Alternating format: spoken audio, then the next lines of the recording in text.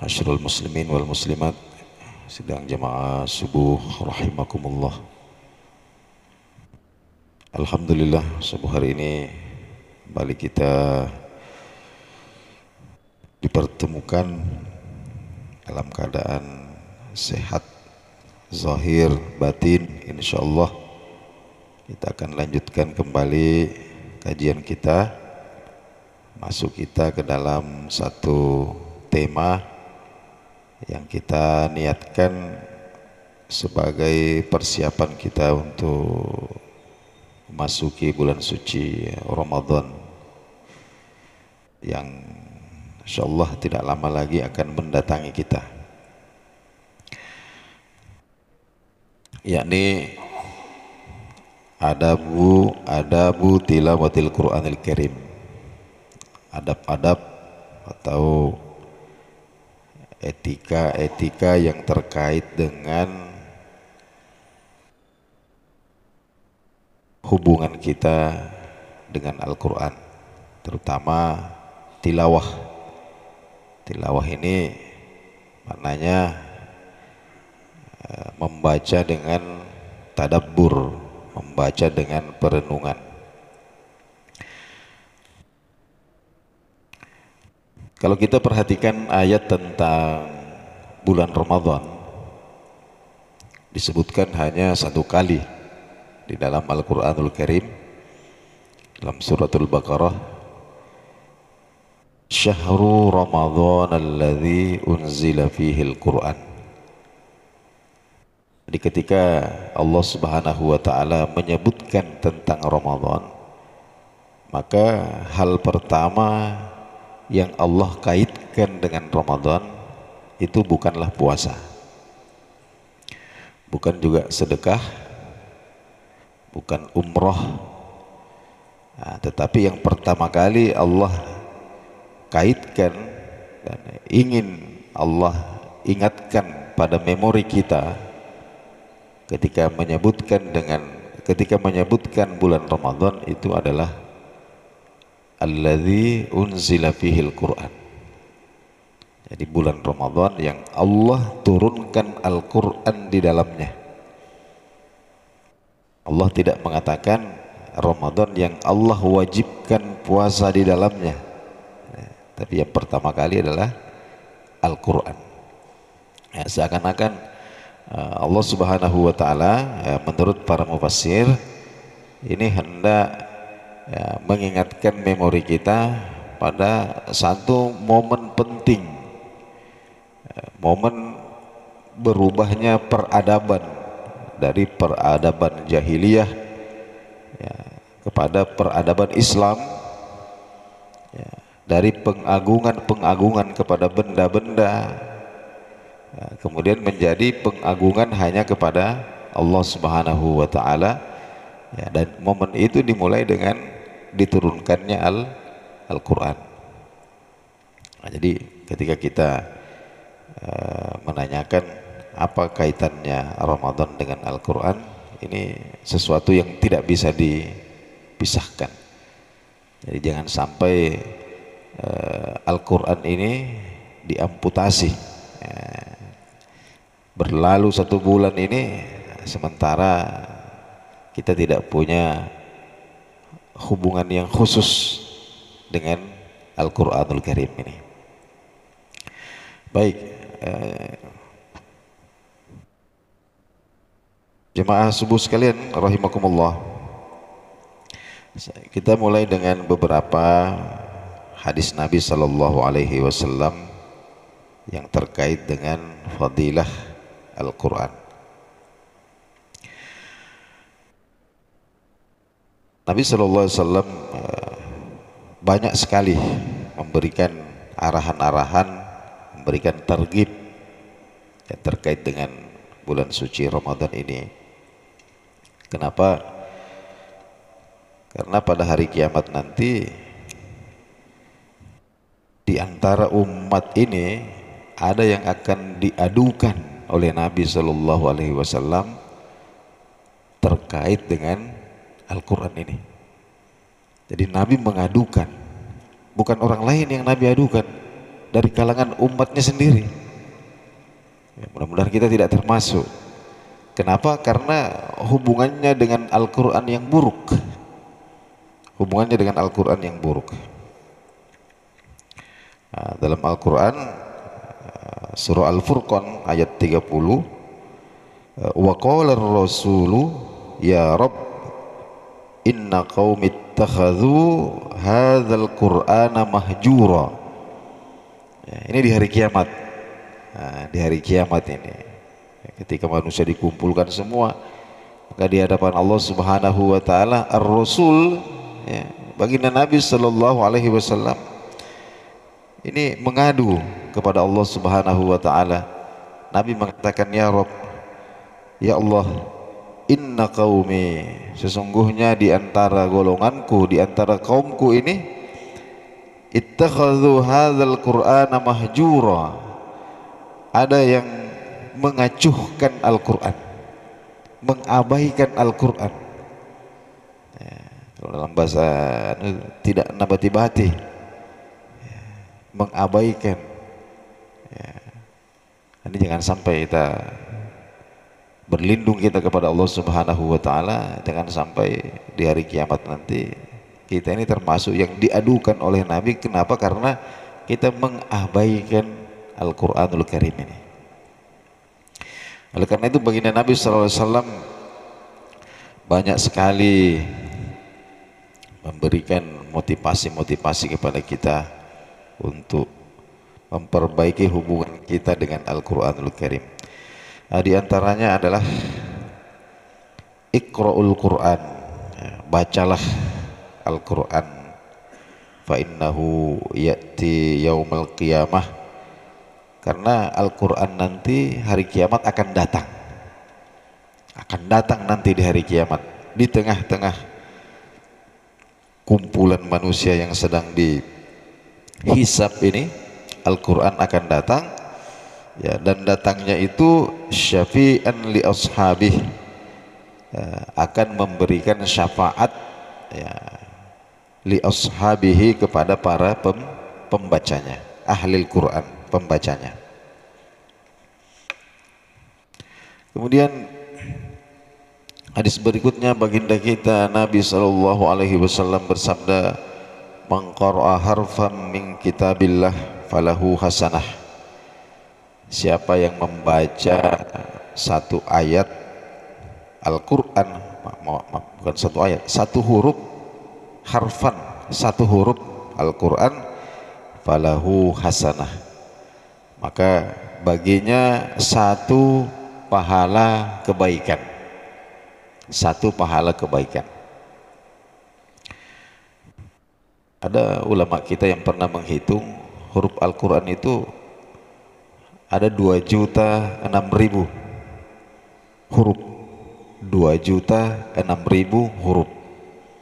Nah, jadi siapa yang membaca satu huruf Quran, baginya satu pahala kebaikan. Kemudian wal hasanah, dan satu pahala kebaikan itu bi asyri amthaliha, dilipat gandakan 10 kali, dilipat gandakan 10 kali. La aqulu, saya tidak mengatakan alif lam mim itu harfun, nah, satu huruf. Jadi Nabi sabdakan alif lam mim itu bukan satu huruf, walakin, tetapi alifun harfun, alifnya itu satu huruf, walamun harfun, lamnya itu satu huruf, wa mimun harfun, dan mimnya itu satu huruf. Nah, kemudian hadis yang ketiga, wa fi wasiyati Rasulillah sallallahu alaihi wasallam li Abi Dzarrin radhiyallahu anhu. Rasulullah sallallahu alaihi wasallam pernah berwasiat, ini bukan sekedar menasihati, bukan sekedar memerintahkan, tapi wasiat. Ketika kita mendengarkan istilah wasiat ini, istilahnya itu pesan-pesan terakhir, ya, begitu pentingnya itu. Yang lain bolehlah kamu lupakan, tapi yang satu ini jangan. Nah, itu namanya kita sedang memberikan wasiat. Apa wasiat Nabi Shallallahu Alaihi Wasallam kepada Abi Zar? Beliau mengatakan, ya Aba Zarrin, wahai Abu Zar, alaika bitilawatil Quran. Jangan pernah meninggalkan baca Quran. Jangan pernah tinggalkan baca Quran. Fa innahu nurul laka fil ardi. Karena di bumi ini akan menjadi petunjuk bagimu. Menjadi petunjuk, cahaya petunjuk bagimu. Wa zakhrul laka fis samai, dan akan menjadi tabunganmu di langit. Nah, maksudnya dalam catatan malaikat ini akan menjadi tabunganmu.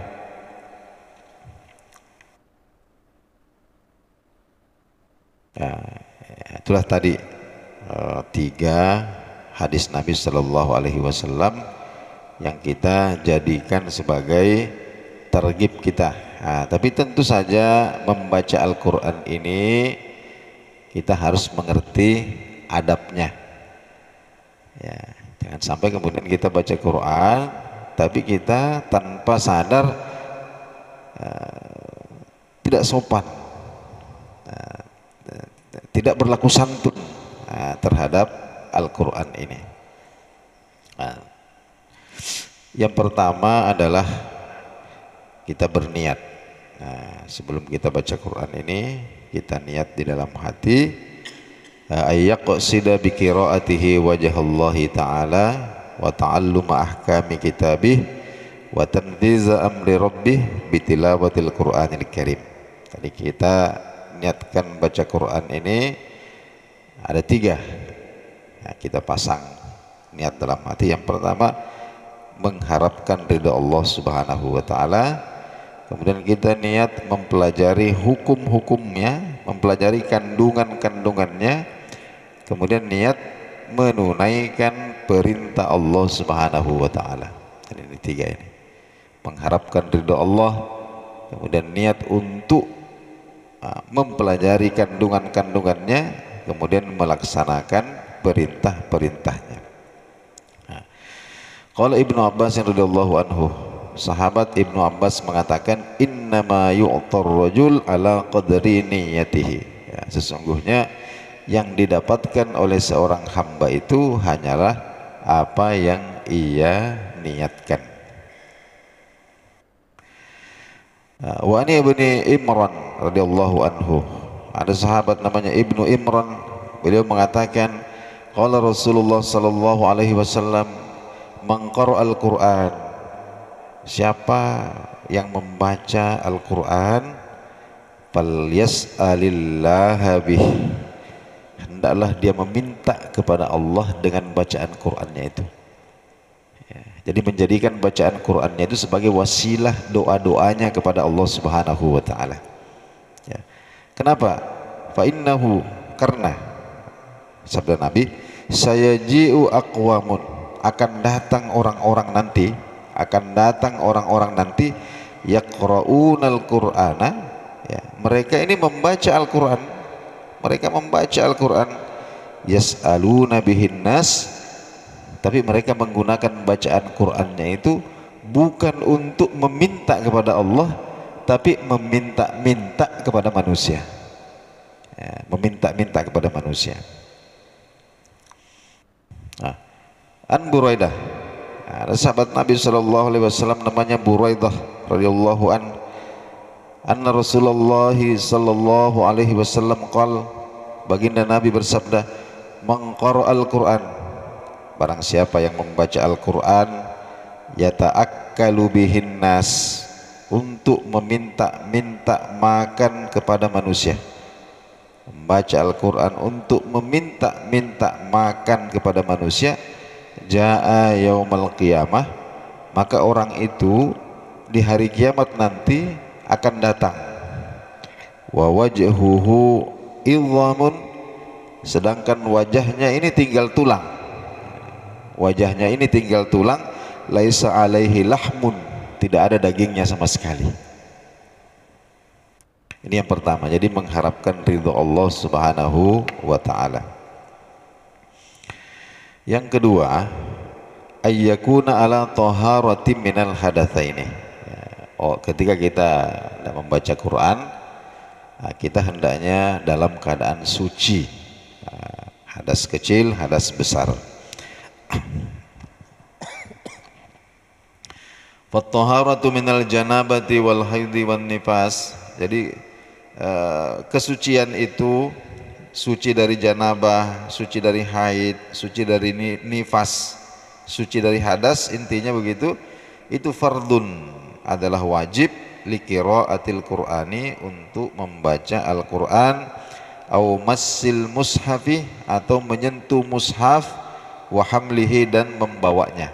Jadi ketika kita hendak membawa mushaf secara langsung atau menyentuh mushaf secara langsung atau membaca Al-Qur'an, maka disyaratkan kita harus dalam keadaan suci. Kecuali seumpama kita tidak menyentuhnya secara langsung atau tidak membawanya secara langsung, tidak masalah. Umpama Quran ini ada di atas meja atau Quran ini ada di dalam tas, nah, itu kan kita bawa tas istilahnya, atau mengangkat meja. Tapi ketika kita menyentuh Al-Quran itu secara langsung, ya, maka kita disyaratkan harus dalam keadaan suci.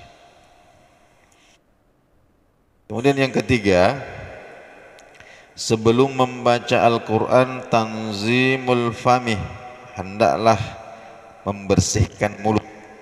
Ya, membersihkan mulut dengan cara apa? Bisiwaki, dengan bersiwak, menggosok gigi, wa ghairihi, minimal kita berkumur-kumur dulu. Kita berkumur-kumur dulu. Kenapa? Li'annahu majra kalamillahi tabaraka wa ta'ala. Karena mulut ini akan dilalui oleh firman Allah Subhanahu wa taala. Ya, ini akan menjadi jalan yang dilewati oleh firman Allah Subhanahu wa taala. Ya. An Ali radhiyallahu anhu marfu'an. Ya. Sayyidina Ali radhiyallahu anhu meriwayatkan sebuah hadis yang sampai kepada Nabi sallallahu alaihi wasallam, inna afwahakum turukun lil Qur'an. Sesungguhnya mulutmu itu adalah turukun lil Qur'ani, jalan-jalan yang akan dilewati oleh Al-Qur'an. Fatayyibuha, maka sucikanlah, bersihkanlah terlebih dahulu, bisiwaki, dengan siwak. Ya, sampai ada seorang tabi'in terkemuka, ini orang di antara alim-alimnya tabi'in, ini namanya Qatadah, muridnya Ibnu Abbas. Beliau mengatakan, ma akaltu tsauma munzu qara'tul Qur'an. Ya, semenjak saya melazimkan baca Quran, saya tidak pernah lagi makan bawang putih.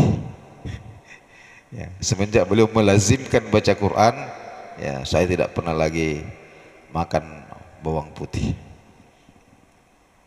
Kemudian yang keempat, yustahabu, disunnahkan, lil qari, bagi orang yang hendak membaca Al-Quran, ayyajlisa, sebaiknya posisinya duduk. Posisinya duduk, mustaqbilal qiblah, menghadap kiblat, idza tamakkana min dzalik, jika memungkinkan. Ya, li'annahu, karena ada hadis menyebutkan, li'annahu warada, ada hadis menyebutkan, khairul majalis, ya, sebaik-baik majelis itu mastaqbala bihil kiblah, yang menghadap kiblat. Ya. Wa yajuzu ayyuqra'a qa'iman, namun ya, bukan merupakan suatu halangan ketika seseorang itu membaca Al-Quran qa'iman, dalam keadaan berdiri, au masyian, atau sambil berjalan, au muttaji'an, atau sambil tidur-tiduran, baring miring atau terlentang, au firashihi, ya, atau baring di atas tempat tidurnya, au fit tariqi, atau ketika dalam perjalanan, au ala ghairi dzalika minal ahwal, nah, atau keadaan-keadaan yang lain, tidak ada masalah. Walahul ajru, itu tetap mendapatkan pahala, wa in kana dunal awwalih, meskipun pahalanya tidak seperti keadaan yang pertama, itu ketika kita duduk kemudian menghadap kiblat. Kemudian yang kelima, taharatul makani wathiyabi wa nadhafatuhuma wattajammulu wattatayyub isti'dadan li munajatillahi ta'ala bitilawati kalamihi. Hendaklah tempat, pakaian, ini semuanya suci. Tempat pakaian kita ketika baca Quran hendaklah itu suci. Wattajammul, ya, kemudian hendaklah kita ini berpenampilan rapi, ya, berpenampilan rapi. Wattatayyub, menggunakan wangi-wangian, ya, dalam keadaan wangi, ya, isti'dadan sebagai persiapan limunajatillahi ta'ala, untuk berbincang-bincang dengan Allah subhanahu wa ta'ala, bitilawati kalamihi, dengan membaca firman-Nya. Nah, jadi para ahli hikmah itu mengatakan begini, Bapak dan saudara sekalian, kalau engkau ingin tahu apakah hari ini Allah ingin berbicara kepadamu, maka lihatlah apakah kamu mengambil Quran untuk membacanya. Ya. Kalau kamu kemudian mengambil Quran lalu kemudian kamu baca, itu berarti Allah hendak berbicara kepadamu melalui Al-Quran. Nah, jadi kalau ada orang yang sudah 3 bulan, setengah tahun, patah lagi 1 tahun, tidak pernah baca-baca Quran, itu artinya Allah tidak ingin bicara dengan dia. Nah, jadi kalau kita ingin tahu Allah ingin bicara dengan kita atau tidak, nah, ambillah Al-Quran. Hubungan kita dengan Al-Quran ini. Nah, jadi ini yang harus kita sadari betul, bahwa ketika kita membaca Al-Quran, kita ambil mushaf lalu kemudian kita membaca Al-Quran, sebenarnya kita hendak berbincang-bincang, ya, dengan Allah subhanahu wa ta'ala melalui firman-firmannya itu. Nah, maka hendaklah kita dalam posisi yang terbaik, dalam penampilan kita yang terbaik, ya, dalam keadaan kita yang terbaik. Hadirin dengan Allah subhanahu wa ta'ala, insyaallah besok subuh kita lanjutkan kembali adab-adab membaca Al-Quran. Subuh hari ini kita cukupkan sekian, mudah-mudahan bermanfaat bagi kita semuanya. Kita akhiri dengan doa kafaratul majlis. Subhanakallahumma wa bihamdik, asyhadu an la ilaha illa anta, astaghfiruka wa atubu ilaik. Assalamualaikum warahmatullahi wabarakatuh.